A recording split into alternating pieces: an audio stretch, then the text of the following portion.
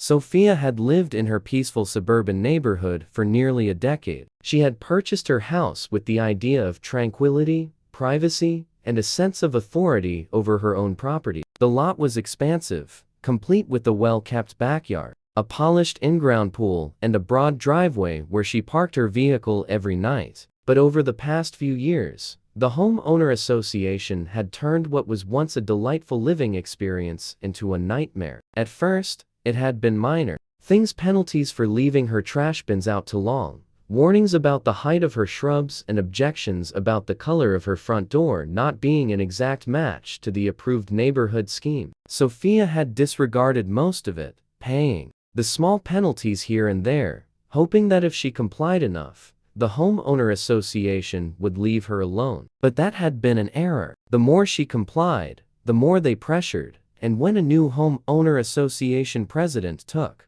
over a conceited, power-hungry man named Greg Walters, the harassment became relentless. Greg wasn't just enforcing policies, he was wielding his influence like a weapon, targeting residents he personally disliked while letting his allies do whatever they pleased. He issued penalties at an alarming rate, revised neighborhood rules to tighten his control, and turned the homeowner association into his own personal empire. Sophia had kept her head down, determined not to give him any reason to single her out more than he already had. But none of that mattered in the end. The day Greg finally went too far, Sophia realized that playing nice wasn't going to shield her. That morning, she had woken up early, ready to start her day. As usual, she made her coffee, stretched on the patio, and walked down her driveway to get the mail. But as soon as she stepped onto the pavement, she noticed something was off. Her vehicle was missing. At first, she thought she had parked it somewhere else. Maybe she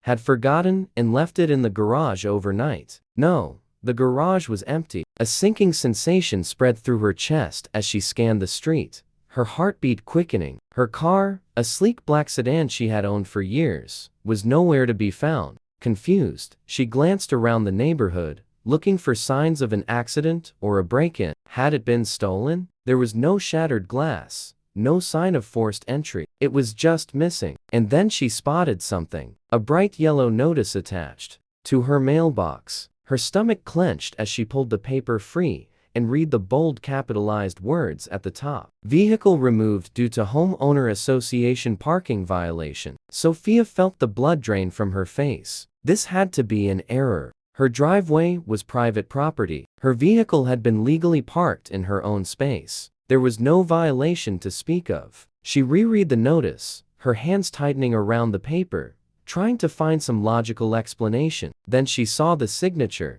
at the bottom. Greg Walters, of course. Rage burned through her veins as she stormed inside, grabbed her phone, and dialed the number on the notice. An automated voice answered, directing her through a maze of robotic options before finally transferring her to a human representative. "This is Continental Towing. How can I assist you?" a dull voice said on the other end. "My vehicle was towed from my own driveway." Sophia snapped, barely able to contain her frustration. "I need to know where it is and how to retrieve it." License plate. She gave it to them, tapping her foot impatiently as the rep entered the information. A few seconds later, they spoke again. "Yeah, looks like that vehicle was towed under homeowner association authorization. You'll need to pay the impound fee before we can release it." Sophia clenched her teeth. "And where is it?" "Oh, wait a moment," the representative muttered. There was a pause, the sound of more typing, then silence. When they spoke again, their voice carried an uneasy hesitation.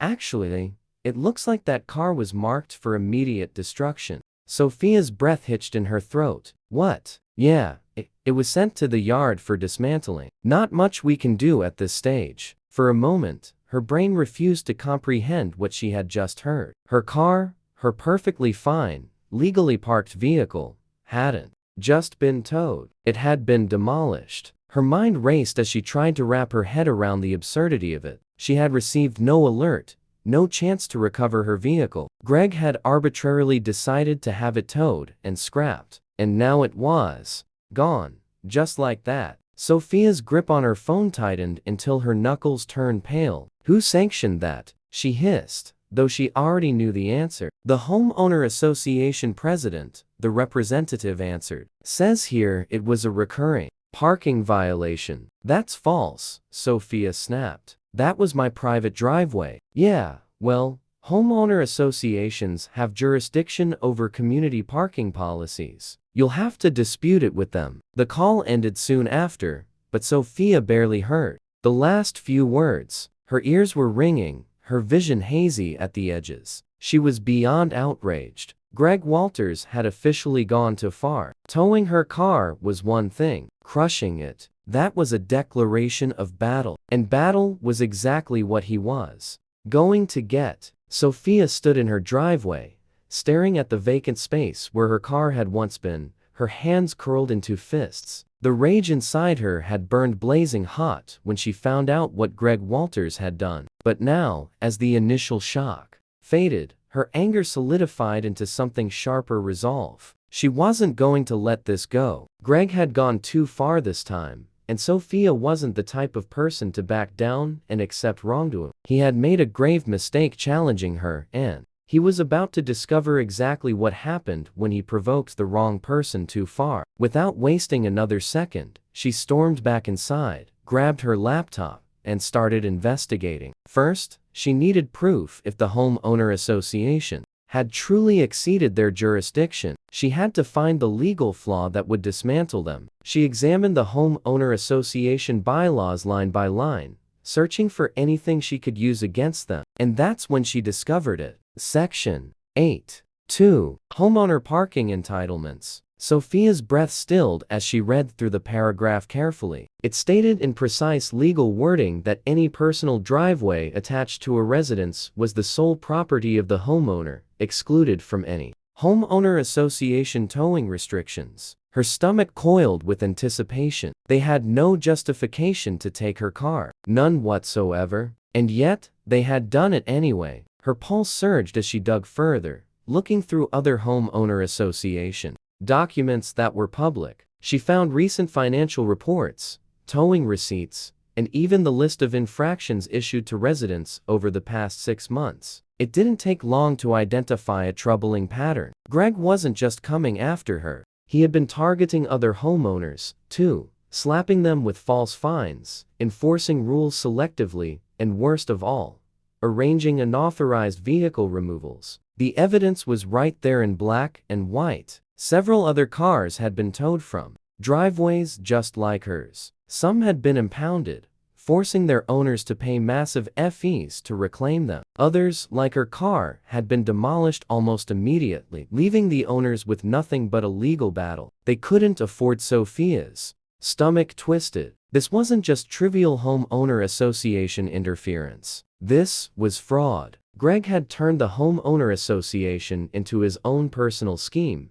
exploiting his position to extort money from residents under the guise of community policies. The fines, the tows, the sudden policy shifts. It all made sense now. He was operating a racket, and worse, he was profiting from it. Sophia leaned forward, her fingers racing across the keyboard as she investigated further. The more she searched, the clearer the structure became. The homeowner association had allied with one specific towing company, Continental Towing, the same company that had demolished her car, the same company that, upon further examination, Greg Walters had a financial interest in. Her hands quivered as she stared at the records she had uncovered. It was all there: the links, the shady under-the-table dealings, the deceitful fines designed to inflate profit. Greg wasn't just a power-obsessed homeowner association president, he was conducting an unlawful kickback operation. Her blood boiled. He had robbed her. He had robbed everyone. And now, he was going to face the consequences with unshakable focus.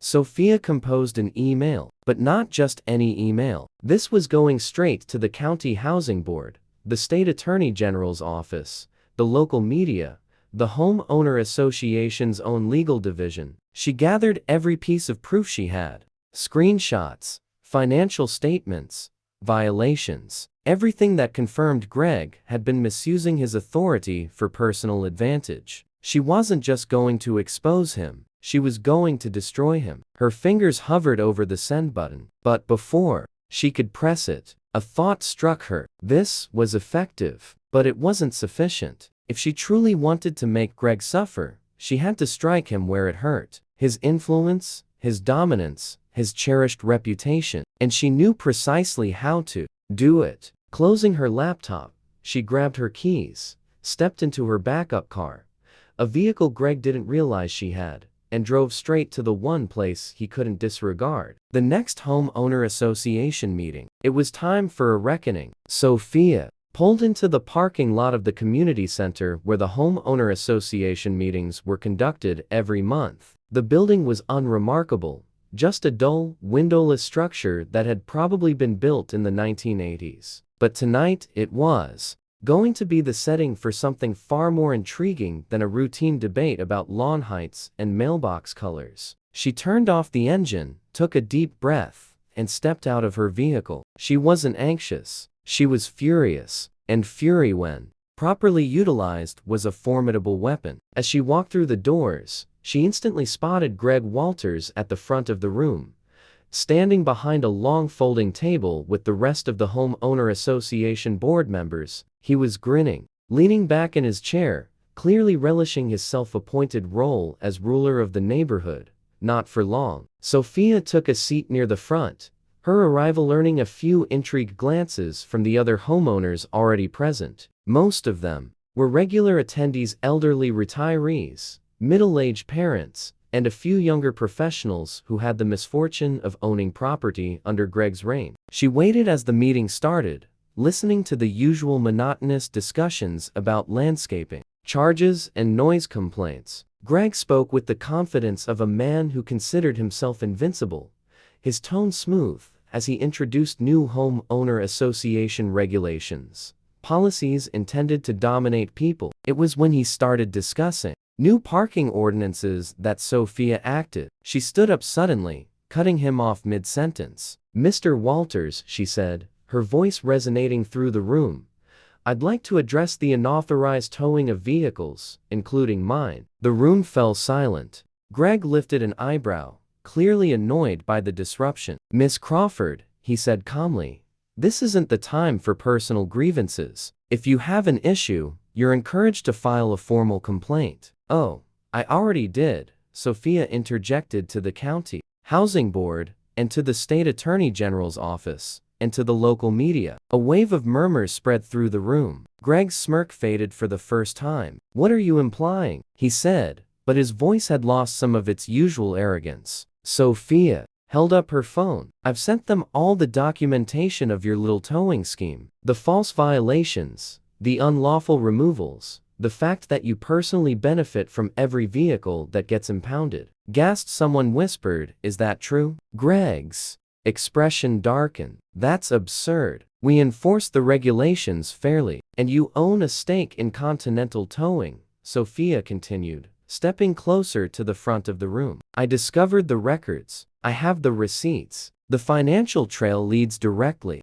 back to you. You've been extorting this community for years." People were no longer just murmuring. Now they were talking, their voices rising in anger. "I had to pay $500 to retrieve my car last year," an older man near the back yelled. "They towed my son's car while he was home from college," a woman added. Sophia pressed forward. "And then there's the fact that my car, legally stationed in my own driveway, was not just towed, but crushed. I have proof that you violated homeowner association bylaws and targeted me personally. Do you have an answer for that, Greg?" Greg's eyes darted around the room, his composed confidence breaking. "This is ridiculous," he muttered, shifting in his seat. "The board sanctioned all enforcement actions. I don't make these choices alone." "Oh, really?" Sophia said. "Then let's hear from them." She turned to the other board members, 5 individuals who suddenly appeared very uneasy. "Did any of you approve the destruction of my car?" she asked.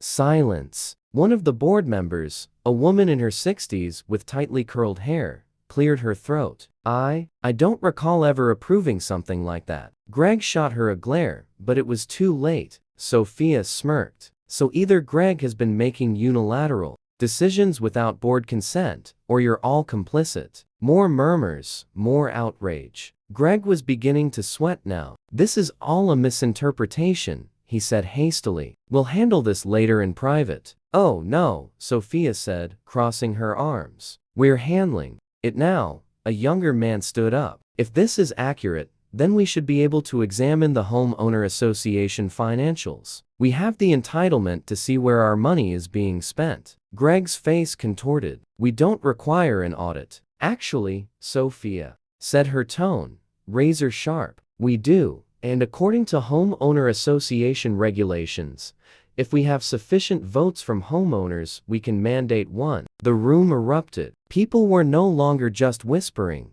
They were shouting, demanding explanations. Greg looked like a trapped animal, his jaw clenching as he realized he was losing authority. Sophia didn't ease up. I'm filing a lawsuit, she declared, for damages, fraud, and abuse of power, and I strongly recommend that anyone else who's been exploited by Greg does the same. People nodded, some already taking out their phones. Greg stood abruptly, knocking over his chair. This meeting is adjourned, he barked, his voice breaking. No, it's not, Sophia countered. We're just getting started. As she watched Greg storm out of the room, his face red with anger, she knew one thing for sure. She had just taken the first step in dismantling him. Sophia left the homeowner association meeting with a sense of triumph, but she knew the conflict was far from finished. Greg might have been disgraced in front of the homeowners, but he was the kind of man who didn't surrender without resistance. And sure enough, the very next morning, she woke up to an email from the homeowner association board. It was a formal notice due to disruptive behavior at the homeowner association meeting and failure to comply with community standards. Your property will be subjected to an emergency evaluation. You are required to attend a mandatory hearing next week, where further consequences will be addressed. Continued violations may result in fines and potential legal consequences. Sophia laughed out loud. This was Greg's strategy for retaliation. A hearing. He was nervous. She could sense it in the wording. In the sudden desperation to assert command, he was attempting to threaten her to make her back off. But he had miscalculated just how determined she was. If Greg wanted to play unfair, then she would ensure he regretted it. She spent the next few days making inquiries, submitting paperwork, and gathering even more proof. She wasn't just going to contest this homeowner association hearing. She was going to crush them. But she had one more strategy up her sleeve. Something to remind Greg that, no matter how much he tried to overpower her, she was one step ahead. The pool. For years, the homeowner association had treated Sophia's private pool like their own neighborhood facility. Families of board members used it freely, their kids splashing in the water, while she was forced to accept it as part of the community's unity. Every time she attempted to enforce her rights, Greg had hit her with another bureaucratic hindrance. Not anymore. She made a few stops at local stores, picking up the perfect remedy. It was completely harmless, but highly effective. A concentrated temporary dye used in professional swimming competitions to identify contamination. It was undetectable in the water, but the moment someone entered the pool, their skin would turn a bright, unmistakable green, and it wouldn't fade for days. That evening, she stood by the edge of her pool, carefully pouring the liquid into the water. The surface rippled, crystal clear, as always. No one would suspect a thing. Then she waited. It didn't take long. By noon the next day, she heard them laughter splashing. She peered through her window and saw them. Greg's wife, his teenage daughter, and two other homeowner association board members enjoying her pool, oblivious to what was coming. It took about 15 minutes before the first shriek, then another. The moment Greg's wife climbed out of the water, her skin radiated neon green. She let out a cry, staring at her hands in horror. The others followed, panic spreading like wildfire. The board member's son ran dripping onto the pavement, his legs a shade of glowing lime. Greg's wife collapsed in shock. What the hell is happening? Sophia stepped outside, her arms folded, relishing the spectacle. Oh, dear, she said, her tone dripping with mock sympathy. "It seems my pool must have developed some unexpected reaction." Greg's daughter was already sobbing. His wife grabbed a towel, scrubbing desperately at her arms. But the color wouldn't fade. The dye was entirely harmless, but long-lasting, at least 3 to 4 days before it naturally wore off. The perfect revenge. Greg stormed onto the scene just as his wife was shrieking at the top of her lungs. His face turned pale when he noticed the green stains. "What the hell did you do?" he snarled at Sophia. She shrugged. "I have no idea what you're referring to. You're the ones trespassing on my private property. Did you get consent to swim in my pool?" "I don't recall approving visitors," his wife erupted. "You psychotic. Bit careful," Sophia interjected, smirking. "I could submit a complaint for harassment. After all, trespassing is a serious matter." Greg's jaw tightened so much she thought his teeth might shatter. He knew, he understood. He had no leverage. For years, he had harassed her, controlled her, stripped her of her rights under the pretense of community policies. But not anymore. Now he was losing. She pivoted on her heel and walked back inside, leaving them standing there embarrassed, furious, and most importantly, green. Sophia didn't wait for the aftermath. She shut the door behind her, letting the enraged shouts fade into the distance as she settled onto her couch with a cup of coffee. She had accomplished what she needed to, and now it was time to sit back and watch everything unravel. For Greg Walters, it didn't take long. By the next morning, the entire neighborhood was buzzing about it. Word had spread rapidly. How Greg's wife and other homeowner association board members had been caught trespassing in Sophia's pool, how they had emerged from the water dyed bright green, and how Greg himself had been left livid, powerless to do anything about it. The real kicker, the dye wasn't just on their skin, it had seeped into their hair. Greg's wife, who took pride in her perfectly blonde highlights, now had a ghastly swamp green shade that no amount of washing could eliminate. Sophia had heard that. She had contacted every salon in town pleading for an urgent correction, but the damage was irreversible. The homeowner association had been disgraced. And Greg? He was fuming. Sophia anticipated retaliation, but nothing happened. At least not immediately. Greg had been too occupied attempting to manage the crisis. He had to deal with his infuriated wife, his enraged board members, and most significantly, the audit because that was proceeding too. Sophia had united the homeowners against Greg at the last meeting. And now, they were demanding clarity. The homeowner association's finances were under scrutiny, and the corruption she had unearthed was beginning to emerge. She was prevailing, until one night, she heard the sound of car doors slamming outside. She peeked through the blinds and saw Greg standing in her driveway, his face red with rage. He wasn't alone. 2 other men board members loyal to him stood behind him. He was here for a confrontation. Sophia opened the door before he had a chance to start pounding on it. "Greg," she said, crossing her arms. "What brings you here? Want to borrow my pool again?" His eyes flashed with anger. "You think this is amusing?" he snapped. "You think you can just humiliate me and escape the consequences?" Sophia raised an eyebrow. "I don't think I humiliated you, Greg. I believe you did that yourself." The veins in his neck bulged. "You're going to suffer for this." Sophia tilted her head. "Oh, like how you made me suffer for a car you unlawfully towed and destroyed." Greg's lips twisted into a sneer. "That hearing next week, we're going to vote on whether or not you can even remain in this neighborhood. You think you've won, but I control this homeowner association. I establish the rules. People follow me." Sophia smiled. "Not anymore." His sneer wavered. "What?" She stepped closer, her voice composed, steady. "You really should have checked your email before coming over here, Greg." Confusion flickered in his eyes. He pulled out his phone, swiped the screen, then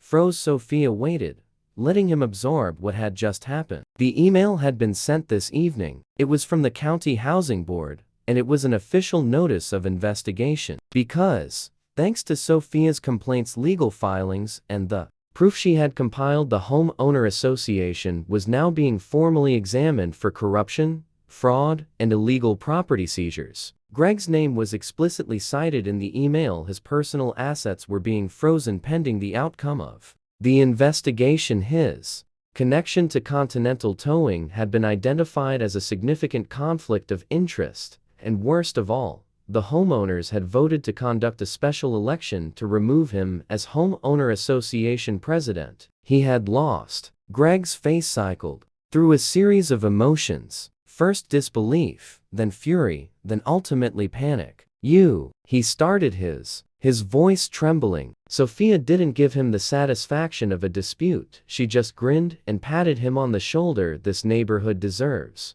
better, she said simply. And now, they're finally going to receive it. Greg took a step back. His board members, who had been standing behind him, exchanged uneasy glances. They could see the inevitable outcome. And then Greg did the only thing he could do. He turned and stormed away, Sophia observed, as he got into his car and sped out of the driveway. It was finished. The next few weeks were a whirlwind. The audit exposed thousands in mismanaged funds. Greg had been siphoning money from fines, receiving illegal payments from Continental Towing, and even utilizing homeowner association funds for personal indulgences. The board turned against him to protect themselves. Several resigned immediately. The ones who remained issued public apologies and vowed to enforce reforms. Greg himself, he was compelled to step down. The last time Sophia saw him, he was loading a moving truck. His wife had abandoned him,